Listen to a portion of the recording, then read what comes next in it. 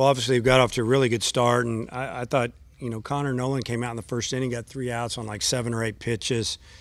We came in and we had a leadoff triple, and it just kind of kept continuing from there. I thought our offense did a great job of sticking to the plan. We knew the velocity wasn't going to be what we'd been seeing. I mean, we've been seeing 92 to 97 all weekend, pretty much at Vanderbilt, and this was going to be a lot different.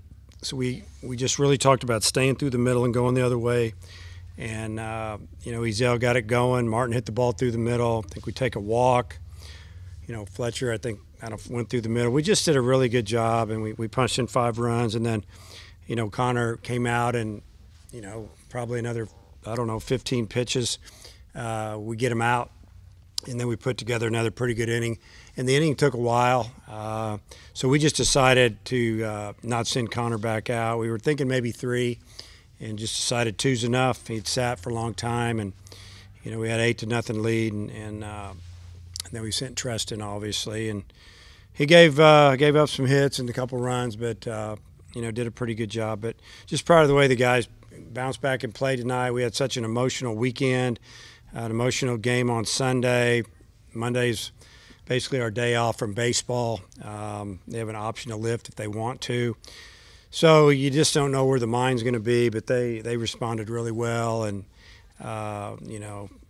took care of business, and now we can start focusing on Mississippi State, who we play in less than 48 hours. So it's a good win. Dave, I guess, what do you see as Connor's role for the weekend now? He'll be available again by Saturday. I mean, it's going to be out of the pen, and we just wanted to get him out there and kind of get him untracked. And I thought he was good. He was anywhere from, I think, 88 to 91 on our equipment, and then had a little sink on his fastball, threw a couple of pretty good breaking balls, and didn't really kind of nibble. He attacked, and that was good to see, pitching ahead. But that'll be his role going into this weekend. You made any decisions besides Isaiah starting Thursday night? Who's going to start Friday? Isaiah Thursday, and we'll definitely leave Saturday, game 3, TBA. Not sure yet, 100% on Friday. Probably know tomorrow. Just got to check a few things. Wicklander in that mix. Yeah. I mean, right now that's who we'd be leaning to, but I just want to double check, make sure that he's good to go. Almost everybody got a hit. I guess not everybody, but almost everybody. How good is that? It was kind of contagious, you think? It was contagious, and I think it was contagious on Sunday. The guys didn't want to let each other down. They kept fighting, and I mean, we had 22 hits on Sunday, and another 15 or 16 today, and it's hard to do. And I think the offense is clicking a little bit now, and it's going to need to with the team that's rolling in here on Thursday. They're awful offensive. If you look at their numbers, it's the best in the SEC by 15, 20, 25, batting average points. So, we have our hands full. Good. Hardy's batting .404 now. Pretty good to do that this stage of the season. What have you thought about what he's done this season? Just continue to get better. Really, the last month when he, realized that he needed to see a little bit better, and then once he got it back, the more at bats he gets, is just he's been patient. He's fouled off a lot of pitches and works to get one he can handle a little bit, and just doing a good job, going the other way, up the middle, get a pitch in. He's pulled them. I mean, just showing a mature hitter, doing a great job. He's taking a lot of walks. I think he's on base for saying he must be over 500 now.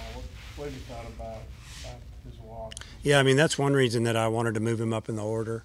I almost put him at the 2-hole, but I moved him to the 3-hole on Sunday, moved Martin up to the 2-hole, and it just seems like it's clicking a little bit. But I love the way he's patient, and he'll take a walk. And, like I said, the on-base percentage is through the roof right now, and it's because he's been patient. And it also leads to walks, but it also leads to him getting better pitches to hit. How good a pickup has he been? And did you recruit him out of high school, or kind of how'd that all Well, we didn't recruit him hard. And he kind of, in our opinion, he just kept getting better. He had a good summer with the American Legion team after his junior year. As a matter of fact, that might have been the summer that they won the American Legion championship out in North Carolina. He was one of the top players on that team, and knew about him. Just I guess you could say just kind of following him, and I've known his dad for a long time. His dad used to be the head coach at Southern Arkansas University. I don't know if you knew that, for a long time. Steve Goodhart. And when I was at Texarkana, we used to play him all the time, scrimmage him in the all fall. And so, talked to Steve a little bit about his son, and, kind of the way coaches are. Maybe he wasn't sure if he was ready yet for us. And, we had him up here in the summer before he left to go to San Jac. So after his senior year, we had him in a camp, and just felt like with all that we had coming back last year, that it might be better for him to just go to San Jac for a year and let us watch you. And, we had a veteran team last year. It would have been hard to get in the lineup as a true freshman. And so Coach Johnson and I went down there on the way to LSU trip. We went down there and watched him play on a Thursday, and then left from there and went to Baton Rouge to practice. And we told him that night we wanted him to come to Arkansas next year as a sophomore. So that's kind of how it all went down. Is he even better than you expected? Well, I can't expect anybody at 400. I guess I'd have to say yes, he's a better hitter than maybe. I didn't expect these numbers. You never know. I thought he could hit, though. I don't want to tell you I didn't think he could do what he's doing, because he's doing it. And we saw him. He did it in high school. He did it at San Jac. He hit the 2-hole, 3-hole leadoff, one of the top teams in the country at that level. So I think he's just starting to, see the pitching, and he's handling it. Any update on Costi Shock for this weekend? Yeah, he should be good to go this weekend. We're excited about getting him back, and he's been going full go in his bullpens, and he'll be ready to pitch. Kind of where does that fit then? Does he come in before Cops, or you all just kind of? Yeah, Cops are extremely well this past weekend. I have a lot of confidence. I think Kevin's starting to get it going, and we needed it, and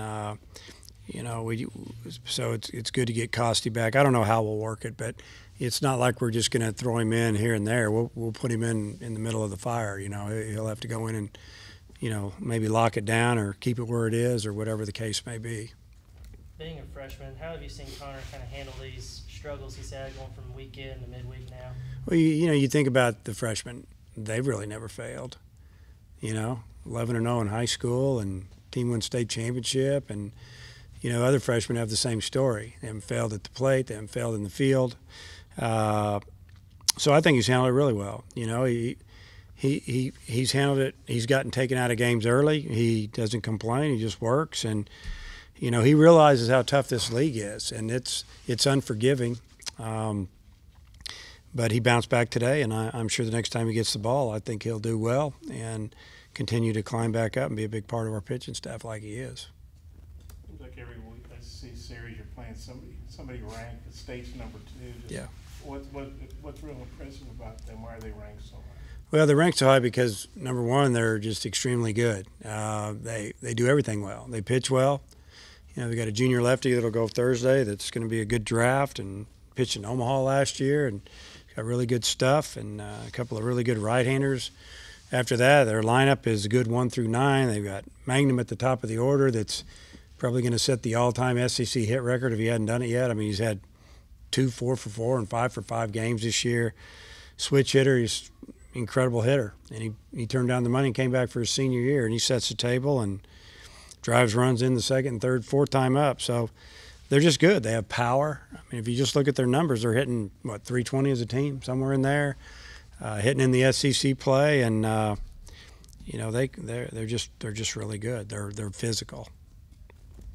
What did you think when he turned that money down and came back? Seems like he's been there forever. Yeah, I wasn't real happy. I knew that we had to get him out again for at least 3 more games, and but I respect his decision, and they didn't want to pay him enough money. He said, I'm going to go back and probably have my degree. I'm still going to play pro ball, and I'll earn my way to the big leagues if I'm good enough. And I know they're loving it. And I remember Shaddy got some new glasses. I think maybe his junior year. He had some different contacts. Have you ever heard anybody do what Goodhart's done in terms of getting his eyes? Well, I think he could hit anyway. I think he just, I don't know all the details. I think that he just need to get some things straightened out, and obviously maybe increase those lenses just a little bit. But yeah, I mean, the key to hitting is seeing the ball, seeing the spin, and if you can't see it at 20/20 vision, you're already a little bit behind. So, especially at night, you've got to be able to see. So, he's hit during the day, he's hit at night, and we're glad he's here. Well, good. Okay.